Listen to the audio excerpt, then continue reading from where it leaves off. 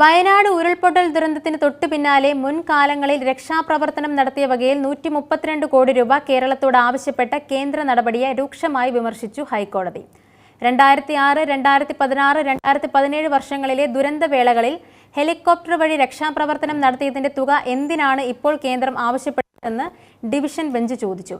വയനാട് ദുരന്തത്തിൽ തൊട്ടു പിന്നാലെ കേന്ദ്ര സർക്കാർ ഇക്കാര്യം ആവശ്യപ്പെട്ടത് അത്ഭുതപ്പെടുത്തുന്നു. വയനാട് ദുരന്തത്തിന്റെ സഹായം ആവശ്യം മുന്നിലുള്ളപ്പോഴാണ് കേന്ദ്ര സർക്കാർ ഈ തുക ആവശ്യപ്പെടുന്നത്.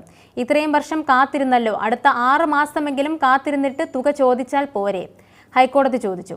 ഒരു ദുരന്തത്തെ നേരിടുന്നതിൽ ശ്രദ്ധ കേന്ദ്രീകരിക്കുമ്പോഴാണ് മറ്റൊരു വഴിക്ക് ഈ തുക ആവശ്യപ്പെടുന്നതെന്നും ഹൈക്കോടതി വിമർശിച്ചു. കേന്ദ്ര ആഭ്യന്തര മന്ത്രാലയത്തോട് ഹൈക്കോടതി വിശദീകരണം തേടി. വിഷയത്തിൽ കേന്ദ്ര സർക്കാർ വ്യക്തമായ മറുപടി നൽകണം. ദുരന്ത നിവാരണ ചട്ടങ്ങളിൽ അനിവാര്യമായ ഇളവുകൾ നൽകുന്നത് കേന്ദ്ര സർക്കാർ പരിഗണിക്കണമെന്നും ഹൈക്കോടതി നിർദ്ദേശിച്ചു. ഹൈക്കോടതിയുടെ നിർദ്ദേശപ്രകാരം സംസ്ഥാന ദുരന്ത നിവാരണ ഫണ്ടിൽ വ്യക്തത വരുത്തി കേന്ദ്രത്തിന് കണക്ക് നൽകിയെന്ന് സംസ്ഥാന സർക്കാർ അറിയിച്ചു. കേന്ദ്ര ആഭ്യന്തര മന്ത്രാലയത്തിന് നൽകിയ കത്ത് സംസ്ഥാന സർക്കാർ ഹൈക്കോടതിയിൽ നൽകി. സംസ്ഥാന സർക്കാരിന്റെ കത്ത് ഔദ്യോഗികമായി ലഭിച്ചിട്ടില്ലെന്ന് കേന്ദ്ര സർക്കാർ അറിയിച്ചു.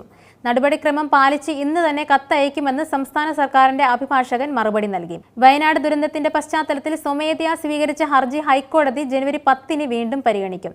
2006 ഹെലികോപ്റ്റർ വാടക ഉൾപ്പെടെ 132 കോടി രൂപയാണ് കേന്ദ്ര സർക്കാർ ആവശ്യപ്പെട്ടത്. 2006 ഫെബ്രുവരി 7 ഹെലികോപ്റ്റർ വഴി ആളുകളെ എയർലിഫ്റ്റ് ചെയ്തതിനാണ് 4.58 ലക്ഷം രൂപയുടെ ബിൽ. വയനാട് ദുരന്തത്തിന് ദുരിതാശ്വാസത്തിനായി 3 ദിവസത്തെ ബിൽ തുക 91.52 ലക്ഷം രൂപയാണ്.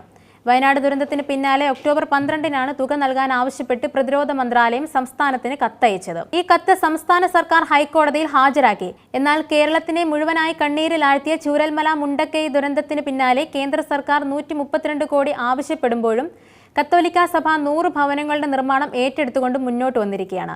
മുണ്ടക്കൈ, ചൂരൽമല, വിലങ്ങാട് മേഖലകളിൽ കേരള കത്തോലിക്ക സഭ നിർമ്മിച്ചു നൽകുന്ന 100 ഭവനങ്ങളുടെ നിർമ്മാണ ഉദ്ഘാടനം ഇന്ന് വൈകിട്ട് 6 ബത്തേരി രൂപത അധ്യക്ഷൻ ഡോക്ടർ ജോസഫ് മാർ തോമസിന്റെ അധ്യക്ഷതയിൽ ബത്തേരിയിലും ഉദ്ഘാടനം നടക്കും.